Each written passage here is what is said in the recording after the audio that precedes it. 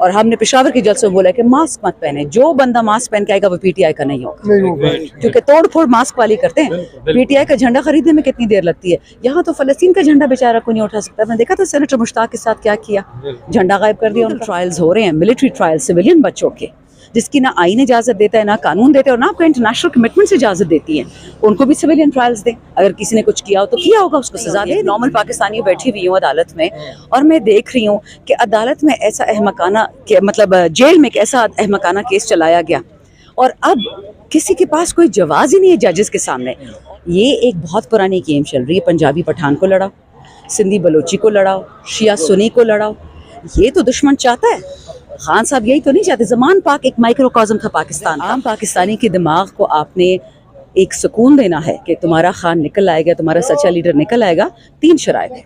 अगर कितनी दफ़ा मैंने बात कही, कोई नई बात नहीं है। अगर कानून और आइन पे ये मुल्क चलता तो ये केसेस अव्वल तो बनने नहीं। ठीक, दूसरी बात, अगर इनको इंसाफ से शौक है, अगर इनको कानून, पाकिस्तान के कानून से शौक है, ना कि अमेरिका के और इसराइल के हो, तो इंशाल्लाह ये सारे केसेस उड़ा के रख देंगे हमारे वकला। लेकिन जो शर्म आती है मुझे मैंने आज नहीं होती है, एक नॉर्मल पाकिस्तानी बैठी हुई हूँ अदालत में और मैं देख रही हूँ कि अदालत में ऐसा अहमकाना, मतलब जेल में एक ऐसा अहमकाना केस चलाया गया और अब किसी के पास कोई जवाब ही नहीं है जजेस के सामने। और ये नहीं कि पीटीआई के जजेस हैं, एक होगा एक नहीं होगा, अल्लाह को बेहतर पता है, बट इन जजेस पे अभी उन्होंने ख़त भी लिखा सुप्रीम कोर्ट को, इन्हीं जजेस के ऊपर वो फिर पाउडर वाले ख़त भी आ गए।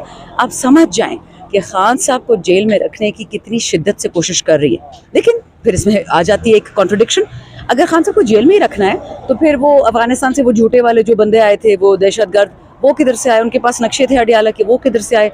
अडियाला के अंदर लोगों ने एक दूसरे को मारा, बारूद गोला पहुंचा, हम नहीं पहुंच सकते अडियाले, बट गोला बारूद। गेम समझ नहीं आ रही कि करना क्या चाह रहे हैं। जो हमने सुना है कि खान साहब डील नहीं मान रहे हैं, कभी कह रहे हैं कि खान साहब को लंदन भेज दो, कभी कह रहे हैं कि खान साहब से कहो कि तुम बनी गाला बैठ जाओ, गैर सियासी हो जाओ, कभी कह रहे हैं कि पीटीआई से कोई वज़ीर आज़म दे दो, क्योंकि जीती तो पीटीआई ही थी 8 फरवरी को, तो 9 फरवरी को ड्रामा वैसे फॉर्म 47 का। तो इस वक्त कुछ समझ नहीं आ रही है, बट जहाँ तक कानून है वे वेरी क्लियर, खान साहब बेगुनाह है, वो अपने अल्लाह का, अपने पाकिस्तान का मुजाहिद है और उसी खौफ से ये लोग उसको गायब करना चाह रहे हैं। इनको डर लगता है उस आदमी से, क्योंकि वो किसी से नहीं डरता सिवाय अपने रब के। आपकी इमरान खान से मुलाकात हुई है, पार्टी में कोई बात करता है, कभी कोई बात करता है, खान साहब क्या पैगाम देते हैं मैंडेट की वापसी के हवाले से, रहाई के हवाले से? देखिए, उन्होंने रहाई से तो ऐसे कोई बात नहीं की, उन्होंने मोटी मोटी 2-4 बातें बताई। पहला तो ये कि जिस तरह मैंने एक जलसे में भी बोला, मुझसे बहुत लोग नाराज़ हुए, बट ये सेड फौज मेरी, पुलिस मेरी, अवाम मेरी, शहदा मेरे। और आपने फिर देख लिया 6 हफ्ते बाद क्या हुआ। इस बात को 6 हफ्ते हो चुके हैं, बहावल नगर में आपने देख लिया कि दुश्मन क्यों लड़ा रहा है हमारे इदारों को आपस में। इसमें तो पीटीआई इन्वॉल्व नहीं थी ना। खान साहब ने 6 हफ्ते पहले वार्निंग हमें दी थी, जब मैंने बोला तो हमारे पीछे लोग पड़ गए यूट्यूबर्स। दूसरी बात, अगर मुफाहमत चाहिए किसी को, अगर आम पाकिस्तानी के दिमाग को आपने एक सुकून देना है कि तुम्हारा खान निकल आएगा, तुम्हारा सच्चा लीडर निकल आएगा, 3 शराइत है। पहली ये कि जो हमारा चुराया हुआ मैंडेट है वो वापस करें, फॉर्म 47 वाले को पीछे करें, फॉर्म 45 वालों को आगे लेके आएँ। दूसरा, जितने बेगुनाह कैदी हैं जेलों में उनका असली FIR काटें, उनको टॉर्चर मत करें, तशद्दुद मत करें, उनका केस करें ना। हम तो माफिया नहीं मांग रहे किसी से, हम तो कह रहे हैं उनके केस करें। अगर उन्होंने कोई गुनाह किया हो, कोई तोड़ फोड़ किया तो सजा दे।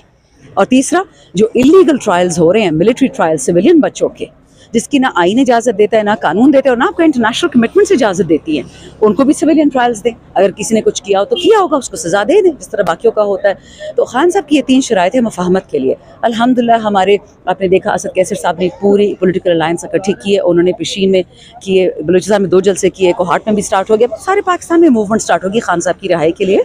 लेकिन इस वक्त पाकिस्तान की, खान साहब की रिहाई और पाकिस्तान की रिहाई इकट्ठी चल रही है, मुल्क जकड़ लिया इन लोगों ने। अगर आपका सबसे बड़ा सूबा, उसकी पुलिस डिमोरलाइज होती है और आपकी सबसे बड़ी स्टेबलाइजिंग फैक्टर आपकी फ़ौज डिस्टेबलाइज होती है, बॉर्डर पर तो दुश्मन तैयार है आपका ज़मीन लेने के लिए। खान साहब ने हमें जो सबसे बड़ी बात जेल में कही, पहली दफ़ा 25 मिनट मुलाकात थी, दूसरी दफ़ा 15 मिनट की मुलाकात थी। दोनों में उन्होंने सिर्फ बांग्लादेश की बात की कि मेरा मुल्क ना टूटे, मेरा मुल्क ना टूटे। खान साहब बच्चे तो नहीं है ना। आपने बात की कि बांग्लादेश की इमरान खान ने बात की। ईद वाले दिन एक बलूचिस्तान में वाक़या आता है, मंडी बहावलदीन के 6 टोटल आई थिंक 12 लोग थे, और स्पेशल बस में जाके पूछा गया आप में से पंजाबी कौन है? एग्जैक्टली, पंजाबियों को उतारा गया, उन्हें कत्ल कर दिया गया। बिल्कुल। इस हवाले से फिर आप क्या कहेंगे, क्या ये बात कंसर्न करती है एक दूसरे? बिल्कुल। देखिए, आपको याद है चिलास में बस में लोग घुसे थे, बोला था कि शिया कौन है सुन्नी कौन है, शिया को निकाल के उनका गला काट दिया गया था। ये एक बहुत पुरानी गेम चल रही है, पंजाबी पठान को लड़ाओ, सिंधी बलोची को लड़ाओ, शिया सुन्नी को लड़ाओ। ये तो दुश्मन चाहता है, खान साहब यही तो नहीं चाहते। ज़मान पाक एक माइक्रोकॉज़म था पाकिस्तान का, AJK भी बैठा हुआ था, GB भी बैठा हुआ था, KP था, सिंध था, बलूचिस्तान था, पंजाब था। क्यों? क्योंकि खान साहब ने ये तफरके ख़त्म कर दिए। हुकूमत की तरफ से स्टेटमेंट आई थी कि यहाँ तालिबान बैठे हैं। किसने बिठाए हैं? खान साहब जब थे 3.5 साल कुछ भी नहीं था, ना ड्रोन थे ना तालिबान थे। खान साहब जाते और सब कुछ शुरू हो जाते, धमाके शुरू हो जाते हैं। ज़मान पाक में बिठाए हुए हैं खान साहब ने अपनी सेफ्टी के लिए। देखें, माजरत के साथ कोई 1-2 किताबें उठा ले जो अमरीकनों ने लिखी हैं तालिबानों के बारे, आपको पता चल जाएगा कि कौन कहाँ बैठा होता है। बात ही खत्म। ठीक है, एहतजाज के हवाले से क्या लाहेमल है? कब पुरअमन एहतजाज सारे पाकिस्तान में, कानून के हदूद के अंदर रहते हुए, ना हाथ उठाएंगे ना हाथ उठाने देंगे इंशाल्लाह। और हमने पेशावर के जलसे में बोला कि मास्क मत पहने, जो बंदा मास्क पहन के आएगा वो PTI का नहीं होगा, क्योंकि तोड़ फोड़ मास्क वाली करते हैं। PTI का झंडा खरीदने में कितनी देर लगती है, यहाँ तो फलस्तीन का झंडा बेचारा कोई नहीं उठा सकता। मैंने देखा था सेनेटर मुश्ताक के साथ क्या किया, झंडा गायब कर दिया उनका, उनकी फैमिली को उठा लिया। लाहौर में क्रिकेट मैच हो रहा था, पता नहीं यूरोप का क्रिकेट मैच होगा, वहाँ पे लोगों से फलस्तीन के झंडे छीन लिए। मुसलमान मर रहे हैं वहाँ पे, क्रिश्चियंस मर रहे हैं वहाँ पे। चलो मुसलमान आपको नहीं पसंद, अहले किताब को तो एहतराम कर लो। बच्चे बहुत बुरे हालात है। ये लोग ज़बरदस्ती तीसरी जंग अज़ीम की तरफ जाना चाह रहे हैं, क्योंकि जो पागल बैठा है अमेरिका में उसकी तो अकल घास खानी चलेगी। मतलब ट्रंप भी उससे ज़्यादा स्मार्ट निकला। आप सोचिए, ट्रंप के बारे में कभी किसी ने नहीं कहा कि वो स्मार्ट आदमी है।